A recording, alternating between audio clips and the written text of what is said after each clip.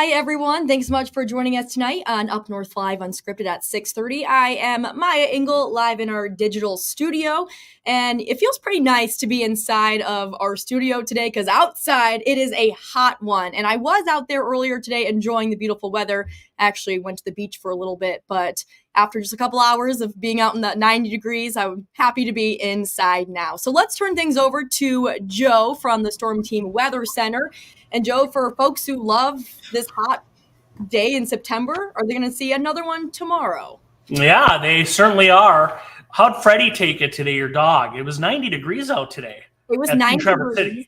Yes, we went to the beach and he loved it. Because we went kind of early in the morning, so it wasn't too hot. And he's not a big swimmer, but he likes to just kind of like dip his toes in, drink some water, and he's good to go. Yeah. It's some nice late summer weather, and the thing is, Maya, we were about 10 to 15 degrees above normal today. Same thing coming up tomorrow and probably into the weekend. So if you like the warm weather, that's going to hang around for a while. The other thing is it's going to stay pretty dry too. So we'll talk about that. Also, maybe the Northern Lights tonight. We have actually, even though it's quiet, we have a lot going on in weather. So we'll talk about all that coming up a little later.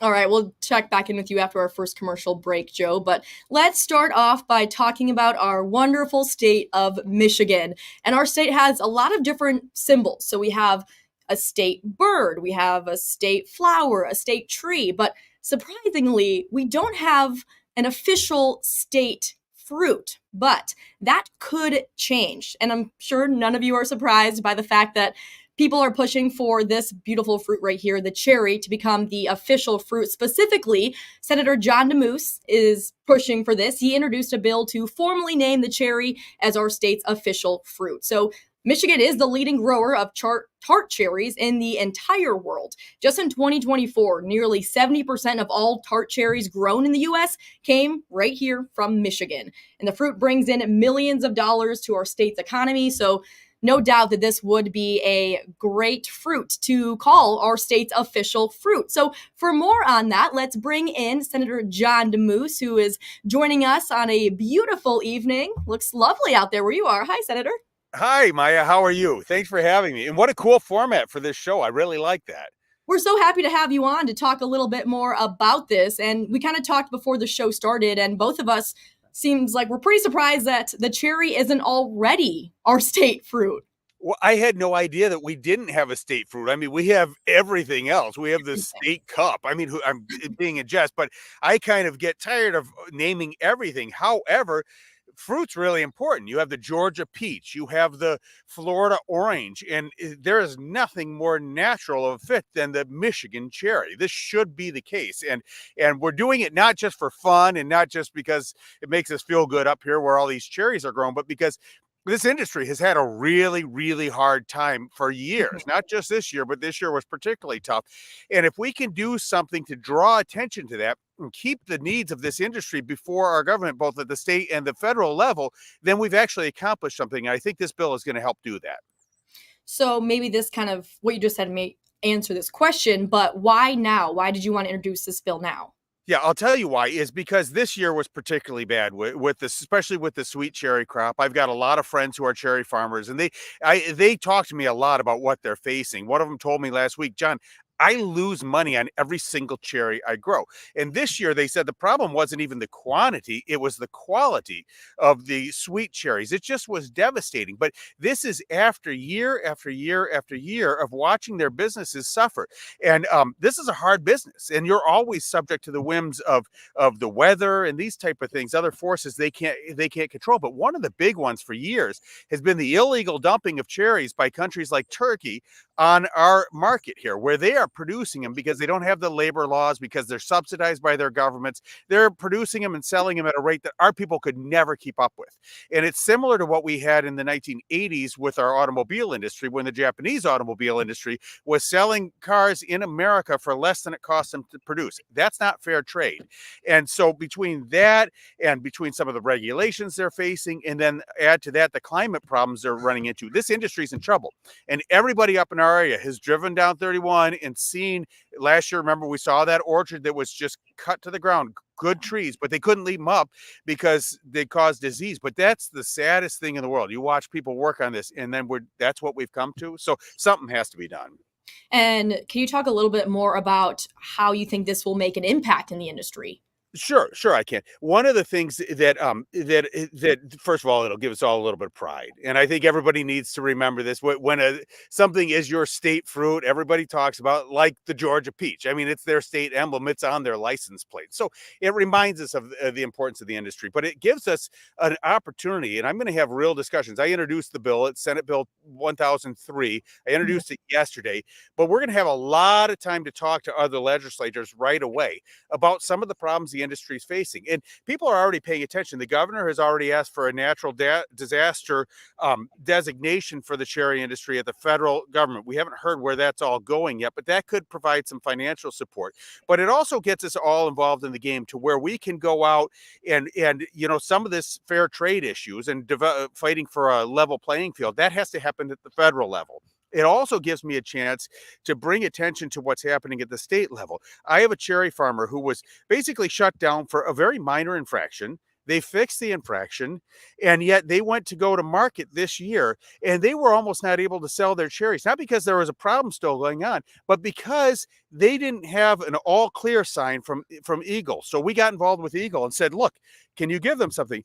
Well, yeah, there's not a problem anymore. I know, but they need to be able to show it to their customers that the problem's been fixed.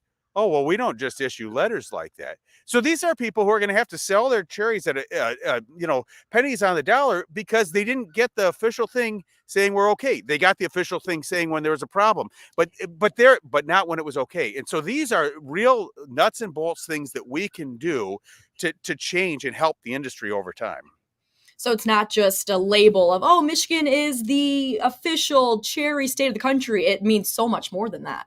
Well, anybody who knows me knows I don't like doing things just for show. And I mean, there's this thing called messaging bills, which a lot of people do to show their people back home they're doing something, but really they never end up changing anything. So I'm not interested in that kind of pretend legislation.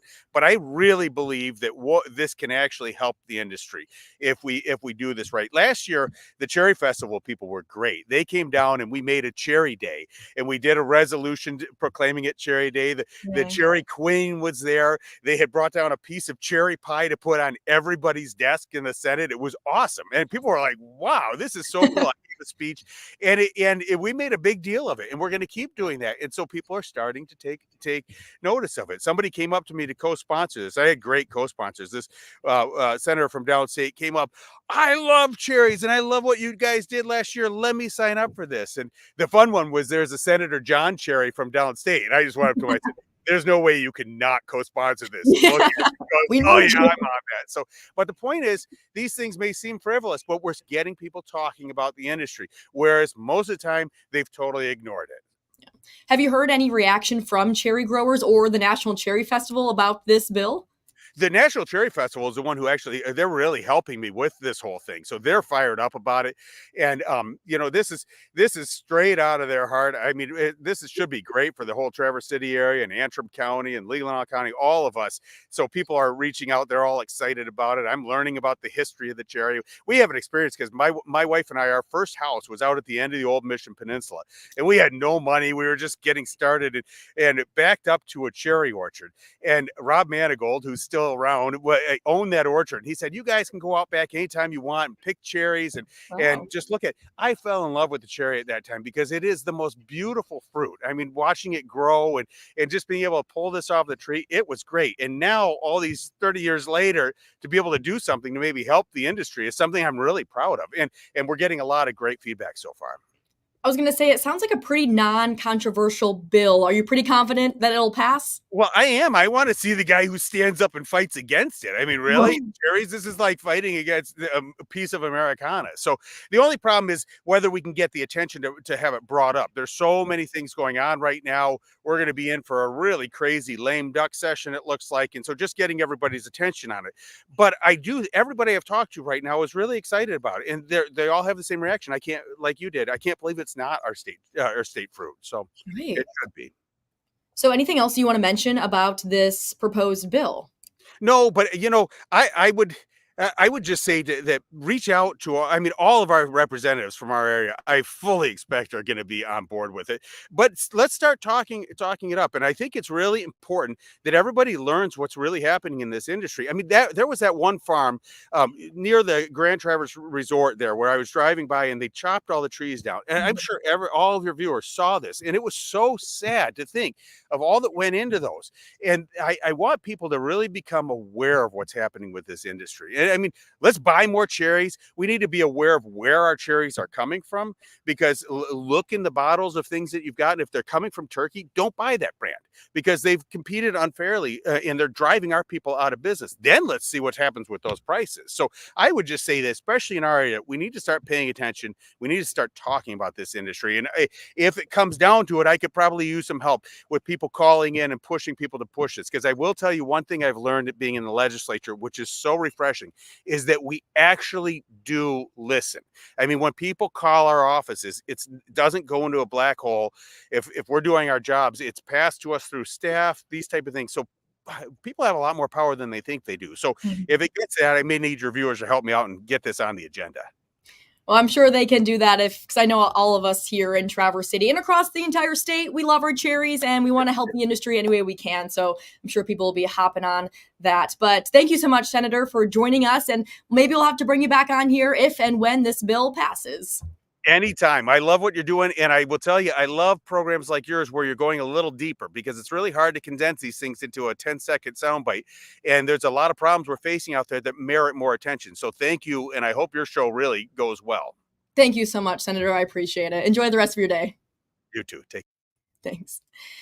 Well, we do have a comment from Taryn. She asked, what is the bill? She said she loves Traverse City cherry wine. So, Taryn, in case you missed it, which you obviously must have, Senator John DeMoose, who we just spoke to, he introduced a bill to formally name the cherry as our state's official fruit. So we will keep you updated on that bill and where it goes. But let's turn things over to some national news. So, switching gears here, the presidential candidates are in critical swing states this week. Vice President Harris is traveling across North Carolina today. Former President Trump is visiting Arizona. So their economic plans are front and center. But as national correspondent Atra Elnachar says, there is still a lot that we don't know about how they'd be paid for. So here's her full story. Vice President Harris and former President Trump are very aware of the fact that the economy will be top of mind for many Americans when they fill out their ballots. I imagine and have actually a plan to build what I call an opportunity economy. I created one of the greatest economies in the history of our country. I'll do it again and even better. Just hours before the candidates took the stage Tuesday, the Nonpartisan Congressional Budget Office released a report showing the U.S. borrowed $1.9 trillion over the past 11 months. And yet, neither candidate has put forward a plan to actually reduce our deficit. In fact, under either candidate's agenda, the debt would keep rising unsustainably faster than the economy. Addressing the debt isn't exactly a popular thing to run on because it would likely require unpopular decisions like raising taxes or cutting benefits. But if something isn't done, and soon, trust funds for Social Security, Medicare, and highways could be insolvent within the decade. In the 96-minute debate, there were only 2 mentions of anything related to the national debt. Both were made by Harris to attack Trump's costly proposals like raising tariffs. What the Wharton School has said is Donald Trump's plan would actually explode the deficit. The national debt has absolutely skyrocketed over the past 15 years, though 2 recessions and a pandemic certainly didn't help things. In January of 2009, during the Great Recession, federal spending was $10.6 trillion in the red. By January of 2021, that number was up to $27.8 trillion. And as of Tuesday of this week, the national debt stood at $35.3 trillion. Now, whoever takes the Oval Office next will inherit this rising trajectory. Even if the president signs no new laws into effect, we are going to see debt reach World War II levels by the end of their administration. A grim outlook that, absent action from Washington's current and future leaders, is all but guaranteed. On Capitol Hill, I'm Atra Elnachar reporting. We're going to take a quick commercial break, but we'll be back in just a couple minutes, and Joe will have much more on your forecast, so stick around.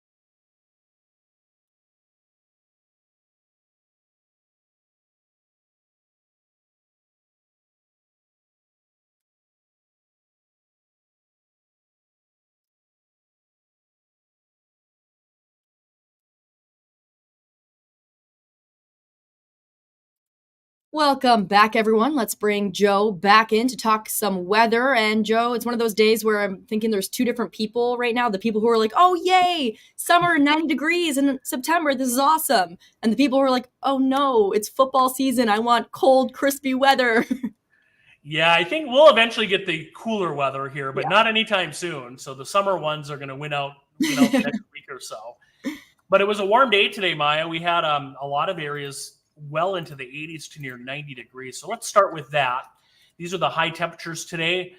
And the warm spot, Traverse City, 90 degrees. You can see there a little earlier today. That was at Cherry Capital Airport. But Alpena got up to 85. We had mid-80s up as far north as Pelston. Even Sault Ste. Marie today did reach 83. That allowed us to take our UpNorthLive Skyview drone out today. This is Platte Lake, some call it the Big Platte Lake in Benzie County.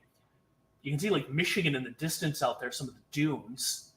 Beautiful day. It's just one of those nice late summer, mid-September days. Hardly any wind, too. The lake was pretty glass. Although if you look in the sky there, it's a little white. That's because we still have some wildfire smoke overhead. This is what it looks like right now. As we go through the night tonight, through tomorrow, you'll see the smoke kind of dissipates and moves out of the area by early Saturday, but still kind of a hazy sky out there tomorrow. Skies are completely clear across northern Michigan. A few clouds way down in Illinois, Indiana, and Iowa, but that's it. And there is the possibility tonight for the northern lights. And the fact of the matter is, besides the haze, it is clear.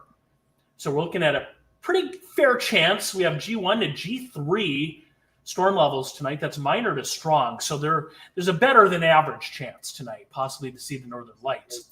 Meanwhile, we had Hurricane Francine. That made landfall and has now pretty much come to an end. This is what's left of it. A lot of rain there around Memphis, Tennessee.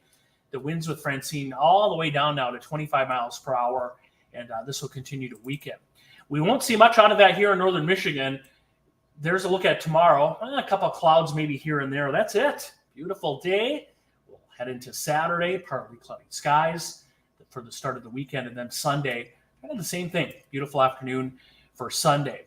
We mentioned the warm weather hanging around. These are the average highs now through next Friday. So we're going out over a week from now.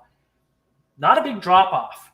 You know, these are average numbers. Some will be warmer, cooler, especially your proximity to the Great Lakes. But the warm trend is going to hang around along with some dry weather. One more thing. Here is the 10-day rainfall forecast. We'll take this out. So through next Saturday, this is not this Saturday, this is next Saturday, really no rain, or not much, if any, expected across the area.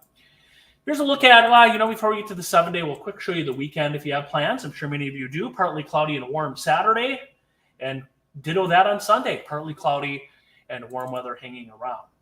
So you already kind of have an idea on the 7-day. It's going to stay warm and dry. We're looking at 80s. Partly cloudy skies expected. Beautiful weather as we make our way forward here. Pretty dry, pretty quiet, Maya. So if you like that late summer warmth, that's what we have on the way in, at least for the next week or so. Thank you, Joe, for that. We're going to take another quick commercial break. But when we come back, we'll check in with Harrison Beebe, our sports director. He has some matchups to look out for week 3 of high school football tomorrow. All of that right after the break.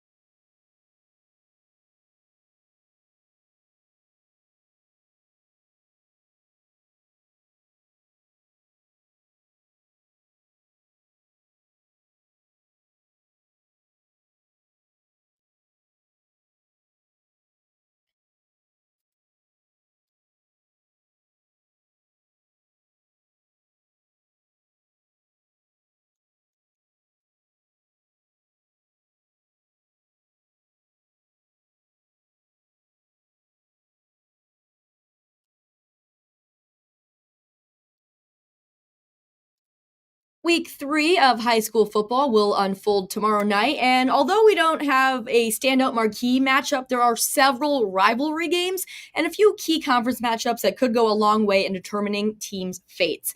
So Traverse City Record Eagles sports writer James Cook joins our sports director Harrison Beebe for a closer look in this week's Jimmy John's Sports Corner.